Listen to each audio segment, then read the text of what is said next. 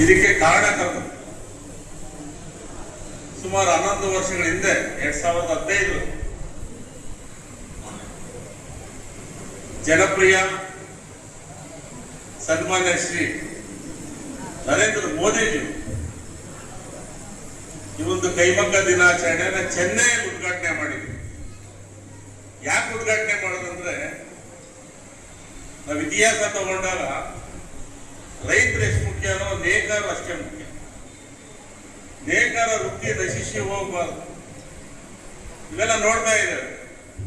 ಕೈಮಗ್ಗ ಹೋಗಿ power looms ಬಂದಿದೆ.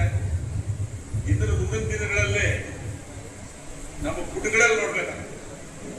ಅದರಿಂದ ಈ ಒಂದು ವೃತ್ತಿಯನ್ನ ಒಂದು ಅಭಿವೃದ್ಧಿ ಪಡಿಸುವ ನಿಟ್ಟಿನಲ್ಲಿ ಜ್ಞಾಪಕಾರ್ಥವಾಗಿ ಒಂದು ರಾಷ್ಟ್ರೀಯ ಕೈಮಗ್ಗ ದಿನಾಚರಣೆ ಅಂದು ಮಾನ್ಯ ಪ್ರಧಾನಮಂತ್ರಿಗಳು ನರೇಂದ್ರ ಮೋದಿಯವರು ಉದ್ಘಾಟನೆ ಮಾಡಿದ್ರು. ಅವರಿಗೆ ನಾವು ನೇಕಾರ ಇಡೀ ಸಮುದಾಯದಿಂದ ಅವರಿಗೆ ಈ ಸಂದರ್ಭದಲ್ಲಿ ನಾನು ಅಭಿನಂದನೆ ತಿಳಿಸ್ತೀನಿ. ಅವ್ರಿಗೆ ನೇಕಾರ ರತ್ನ ಪ್ರಶಸ್ತಿ ಕೊಡುವಂತ ಕೆಲಸ ಇರ್ಬೋದು. ನಾವು ಸುಮಾರು 11 ವರ್ಷಗಳಿಂದ ನಾವು ನೇಕಾರ ಸಮುದಾಯಗಳ ಒಕ್ಕೂಟದಿಂದ ನಾವು ಮಾಡ್ಕೊಂಡು ಬರ್ತಾ ಇದ್ದೇವೆ. ಅದೇ ರೀತಿ ಇವತ್ತು ಬೆಳಗಾವಿ ಜಿಲ್ಲೆಯಲ್ಲಿ, ಬೆಳಗಾವಿ ನಗರದಲ್ಲಿ ನಾವು ಈ ಕಾರ್ಯಕ್ರಮವನ್ನು ಹಮ್ಮಿಕೊಂಡಿದ್ದೇವೆ. ಈ ಒಂದು ನೇಕಾರ ಸಮುದಾಯವು ಒಂದು ಮುಂದುವರಿಸುವ ನಿಟ್ಟಿನಲ್ಲಿ ನಾವು ಇದು ಕಾರ್ಯಕ್ರಮವನ್ನು ಹಮ್ಮಿಕೊಂಡಿದ್ದೇವೆ. ಜಾತಿ ಗಣತಿ ಹಿಂದೆ 2014-15 ಅನ್ಕೊಂಡಿದ್ದೇವೆ.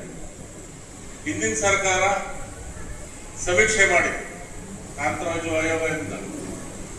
ನಾವು ಸ್ವಾಗತ ಮಾಡ್ತೇವೆ ಜಾತಿ ಗಣತಿ ಮಾಡಿರೋದು. ಯಾಕಂತ ಹೇಳಿದ್ರೆ ನಮ್ಮ ಸಣ್ಣ ಪುಟ್ಟ ಸಮುದಾಯಗಳು ಒಂದು ನ್ಯಾಯ ತೋರಿಸ್ಬೇಕಂದ್ರೆ ಜಾತಿ ಗಣತಿ ತುಂಬಾ ಅವಶ್ಯಕತೆ ಇದೆ.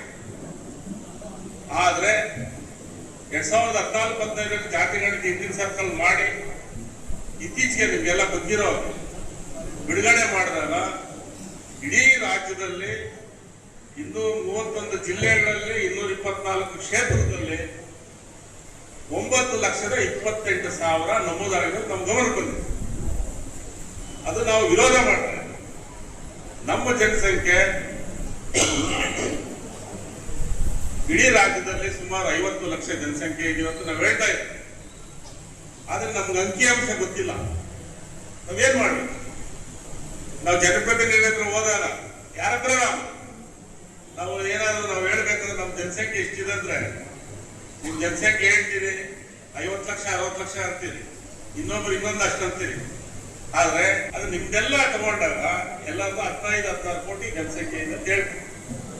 ಅದರಿಂದ ನಿಖರವಾಗಿ ನಮ್ಮ ನೇಕಾರ ಸಮುದಾಯದ ಜಾತಿ ಜನಗಣತಿ ಎಷ್ಟು ನೇಕಾರ ಸಮುದಾಯದವರು ಇದ್ದಾರೆ.